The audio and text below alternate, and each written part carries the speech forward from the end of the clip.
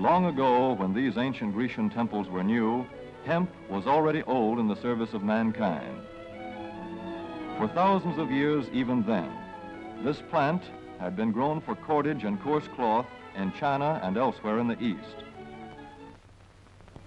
For centuries prior to about 1850, all the ships that sailed the western seas were rigged with hempen rope and sails. For the sailor, no less than the hangman, hemp was indispensable.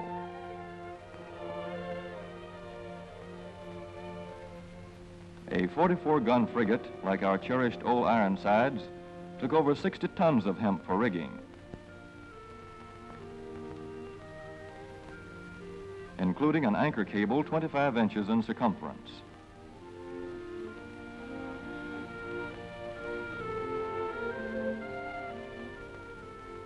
The Conestoga wagons and prairie schooners of pioneer days were covered with hempen canvas. Indeed, the very word canvas comes from the Arabic word for hemp.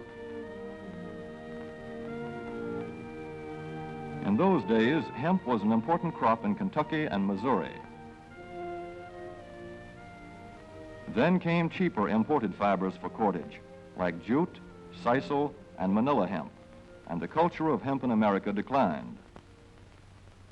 But now, with Philippine and East Indian sources of hemp in the hands of the Japanese, and shipment of jute from India curtailed, American hemp must meet the needs of our Army and Navy as well as of our industries. In 1942, patriotic farmers at the government's request planted 36,000 acres of seed hemp, an increase of several thousand%. The goal for 1943 is 50,000 acres of seed hemp. In Kentucky, much of the seed hemp acreage is on river bottom land such as this, along the Kentucky River Gorge. Some of these fields are inaccessible except by boat. Thus, plans are afoot for a great expansion of the hemp industry as a part of the war program. This film is designed to tell farmers how to handle this ancient crop, now little known outside Kentucky and Wisconsin. This is hemp seed.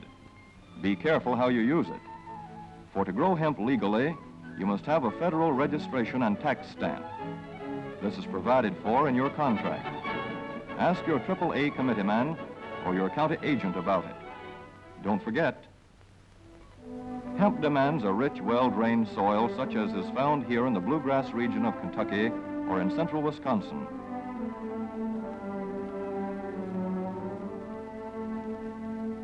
It must be loose and rich in organic matter. Poor soils won't do. Soil that will grow good corn will usually grow hemp. Hemp is not hard on the soil. In Kentucky, it has been grown for several years on the same ground, though this practice is not recommended. A dense and shady crop, hemp tends to choke out weeds. Here's a Canada thistle that couldn't stand the competition. Dead as a dodo. Thus, hemp leaves the ground in good condition for the following crop. For fiber, hemp should be sown 5 pecks to the acre. With drill, the closer the rows, the better. These rows are spaced about 4 inches. This hemp has been broadcast. Either way, it should be sown thick enough to grow a slender stalk.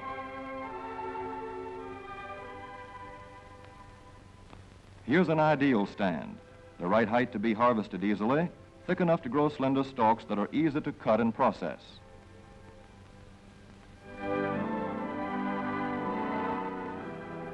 Stalks like these here on the left, they yield the most fiber and the best. Those on the right are too coarse and woody. For seed, hemp is planted in hills like corn, sometimes by hand. Hemp is a dioecious plant. The female flower is inconspicuous, but the male flower is easily spotted. In seed production, after the pollen has been shed, these male plants are cut out. These are the seeds on a female plant. Hemp for fiber is ready to harvest when the pollen is shedding and the leaves are falling. In Kentucky, hemp harvest comes in August. Here, the old standby has been the self-rake reaper, which has been used for a generation or more. Hemp grows so luxuriantly in Kentucky that harvesting is sometimes difficult, which may account for the popularity of the self-rake with its lateral stroke.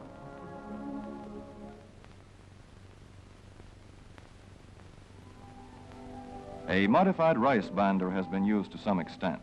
This machine works well in average hemp.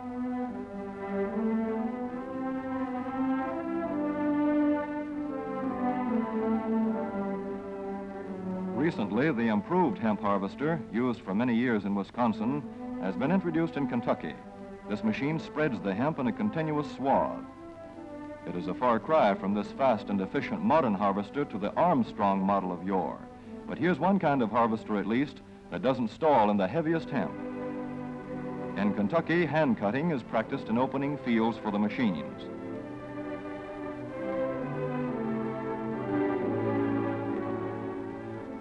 In Kentucky, hemp is shucked as soon as safe after cutting, to be spread out for retting later in the fall.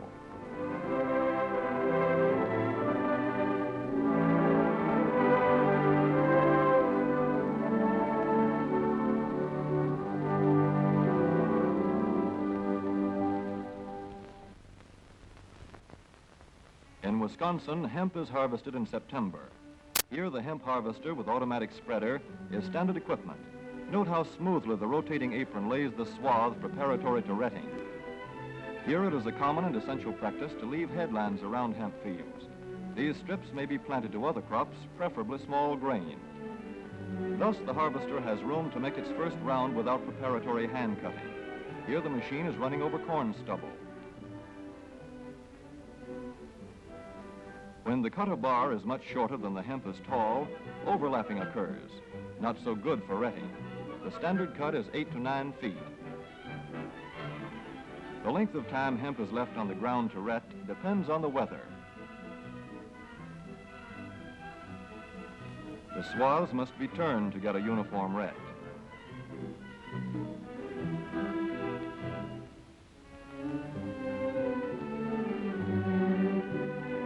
When the woody core breaks away readily, like this, the hemp is about ready to take up and bind into bundles.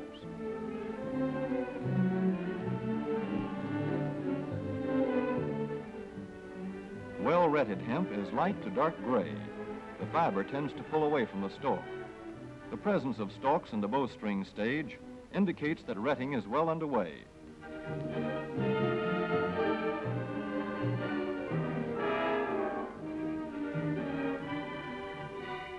When hemp is short or tangled, or when the ground is too wet for machines, it is bound by hand. A wooden buck is used. Twine will do for tying, but the hemp itself makes a good band.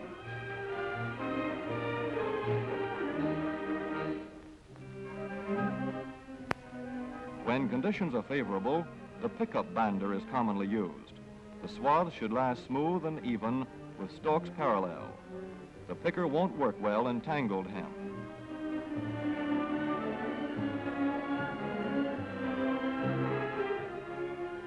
After binding, hemp is shucked as soon as possible to stop further retting. In 1942, 14,000 acres of fiber hemp were harvested in the United States. The goal for 1943 is 300,000 acres.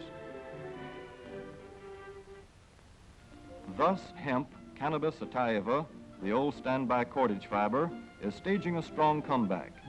This is Kentucky hemp going into the dryer of a mill at Versailles.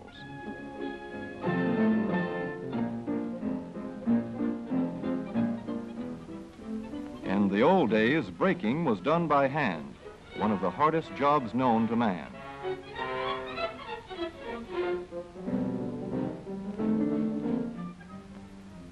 Now the power breaker makes quick work of it.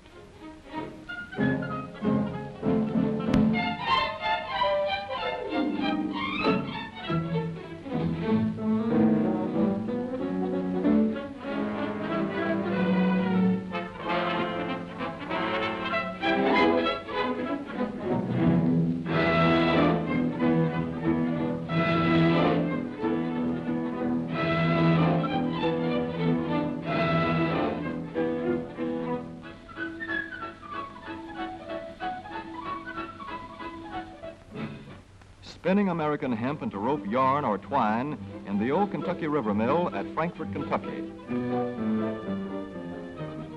Another pioneer plant that has been making cordage for more than a century.